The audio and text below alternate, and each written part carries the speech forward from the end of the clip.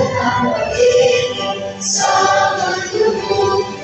Inumasisipin sa dagat at mundo, sa simula, sa langit mo buhay.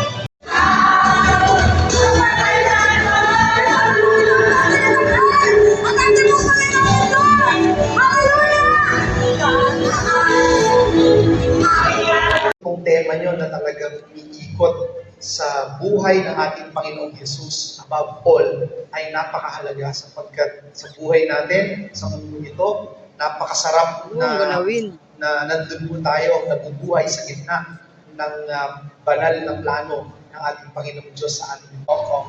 Stay safe. God bless us all. Thank you po, Senator Joel.